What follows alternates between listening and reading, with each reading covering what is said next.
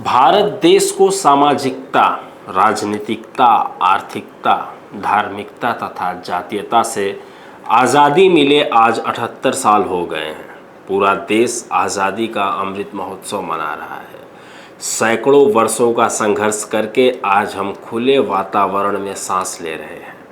लेकिन ज़रा सोचिए कि अगर कोई आपके पास आए और कहे कि अब से सांस लेना बंद कर दो, तुम पानी पीना बंद कर दो, तो आप क्या करेंगे, क्या सोचेंगे और कौन सी आज़ादी का अमृत महोत्सव मनाएंगे आप? यह सारी बातें शायद अभी आपको समझ नहीं आ रही होंगी। आपको लग रहा होगा कि मैं क्या ही बड़बड़ा रहा हूँ। तो चलिए आपको एक 10 साल के लड़के के द्वारा एक जिलाधिकारी को पत्र में क्या लिखा गया है उसे आपको सुनाता हूँ। फिर आपको मेरी ऊपर कही गई बातें शायद समझ आने लग जाए कि मैं ये सारी बातें क्यों कह रहा हूँ। एक 10 साल के लड़के ने पत्र में क्या लिखा है मैं उसे आपको सुना रहा हूँ। सेवा में जिलाधिकारी महोदय, मेरा नाम रामानुज यादव है। मैं पढ़ना चाहता हूँ।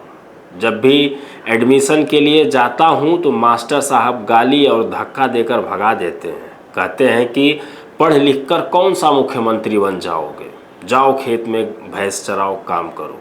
यह उस गरीब छात्र की डीएम को भेजी गई पाती के कुछ अंश हैं जिसमें उसने पढ़ने के लिए गुहार लगाई है।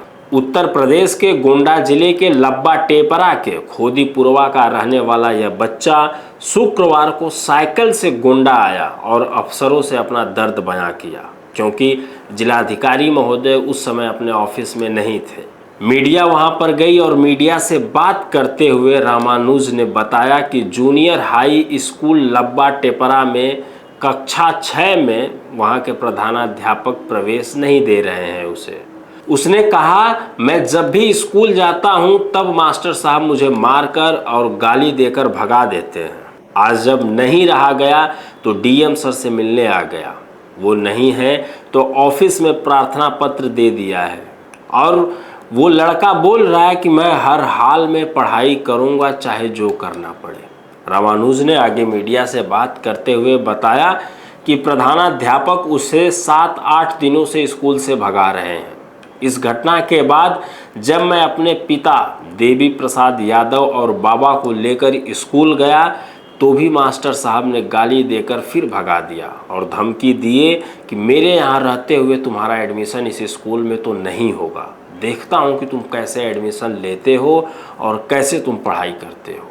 इस मामले में छात्र ने प्रधानाध्यापक हरिराम शुक्ला को आरोपित करते हुए शिकायत की है।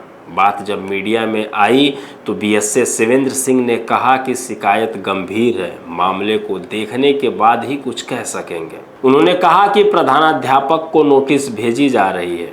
अब आप सोचिए और कल्पना कीजिए कि हम कौन सी आज़ादी का अमृत महोत्सव मना रहे हैं। जब एक बच्चे को पढ़ने के अधिकार से वंचित रखा जाए तो फिर हम कौन सी आज़ादी में जी रहे हैं और कौन से विश्व गुरु की बात कर रहे हैं।